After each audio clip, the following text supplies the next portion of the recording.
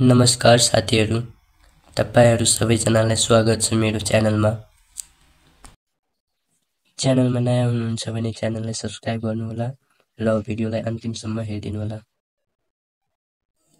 आजको यस भिडियोमा हामीले कुनै पनि कर्वको ट्यान्जेन्टले एक्स एक्सिससँग बनाउने स्लोप र एंगल अफ इन्क्लाइनेसन कसरी पत्ता लगाउने बारे सिक्न गइराखेका छौं।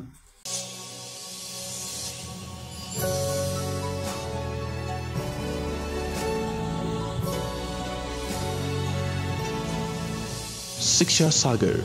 Dive into the ocean of knowledge. अहिले हामीलाई गिभन कर्व यो छ र पोइन्ट -3,4 मा हामीलाई यो कर्वको ट्यान्जेन्टले एक्स एक्सिससँग बनाउने जुन स्लोप छ र एंगल अफ इन्क्लाइनेसन छ त्यो पत्ता लगाउनु पर्ने छ।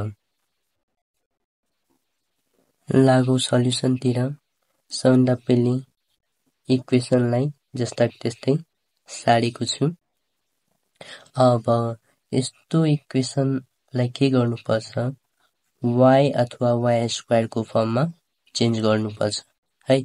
भनेपछि y छ भने y अथवा y स्क्वायर छ भने y स्क्वायरलाई एकतिर राख्ने अनि अरु सबै टर्मलाई अर्कोतिर लाने है, त्यही गरेको छु। अब त्यसपछि के गर्नुपर्छ, दुईटैतिर डिफरेन्शिएट गर्नुपर्छ x को रेस्पेक्टमा, differentiating both side with respect to x।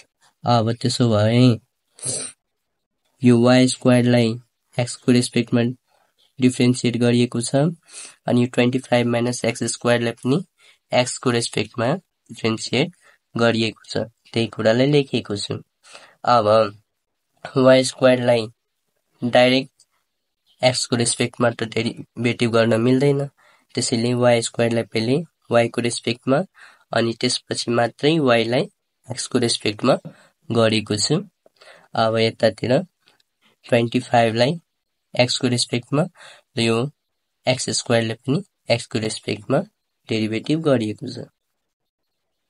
अब dy स्क्वायर बाइ dy भन्नाले कति हुन्छ त 2y हुन्छ अनि इन्टु यो dy बाइ dx माथि जस्तै सेम छ। अब हामीलाई थाहा छ कन्स्टेन्ट टर्मको डेरिभेटिभ 0 हुन्छ, त्यसपछि minus minus dx square by dx कति हुन्छ त 2x हुन्छ है।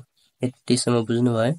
अब यहाँभन्दा अगाडि यहाँबाट यतिबाट 2y लाई त्यो साइड लादा के बच्छ, dy बाइ dx मात्रै बच्छ, dy बाइ dx अनि यतापट्टि के हुन्छ माइनस 2x अपन यो 2y यो साइड जाँदा डिभाइडमा अपन 2y भयो। त्यस्तै अब dy बाइ dx इक्वल टु कति हुन्छ, 2 2 क्यान्सल भएर माइनस x अपन y हुन्छ। अहिले यो dy बाइ dx जुन आको छ यही के हो त, स्लोप अफ द ट्यान्जेन्ट हो है। अहिले हामीलाई -3,4 भन्ने पोइन्टमा स्लोप अफ ट्यान्जेन्ट पत्ता लगाउनु भनेको छ।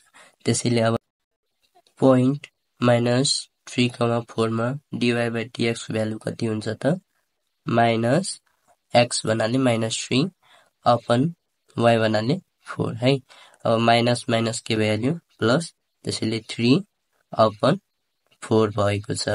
यसरी यो dy बाइ dx को जुन भ्यालु आएको छ 3/4 के आयो त, यो गिभन कर्वको जुन ट्यान्जेन्ट छ एक्स एक्सिस सँग बनाउने स्लोपको भ्यालु आयो।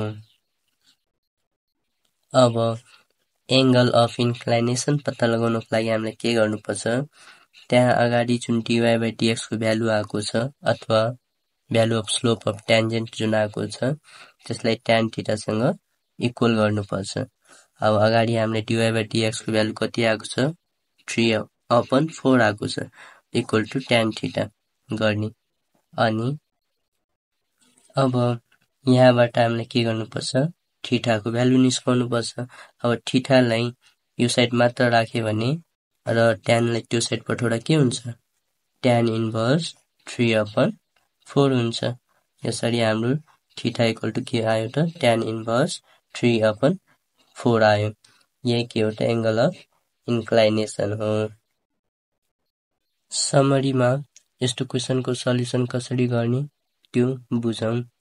सबभन्दा पहिले त्यो गिभन कर्वको जुन इक्वेसन हुन्छ त्यसलाई y अथवा y स्क्वायर को फर्ममा लेख्ने। त्यसपछि सेकेन्डमा के गर्ने, दुईटैतिर x को रेस्पेक्टमा डिफरेन्शिएट गर्ने। त्यहाँबाट dy/dx इक्वल टु जति आउँछ त्यसमा के गर्ने, जुन पोइन्टमा हामीलाई स्लोप निस्काउन भनेको छ त्यो पोइन्टको x कोअर्डिनेटको भ्यालु र y कोअर्डिनेटको भ्यालु हाल्ने। dy/dx इक्वल टु जति आएको हुन्छ त्यसमा। त्यहाँबाट हामीले के पाउँछौं त, dy/dx एट गिभन पोइन्ट पाउँछ है। त्यो नै के हुन्छ त स्लोप हुन्छ। अब त्यहाँबाट स्लोप जुन पाइहाल्छौं हामीले त्यो स्लोपलाई के गर्नुपर्छ, इक्वल टु tan थीटा गर्नुपर्छ। अनि यहाँबाट थीटा को जुन भ्यालु निस्काउँछौं त्यो के भइहाल्छ, एंगल अफ इन्क्लाइनेसन भइहाल्छ।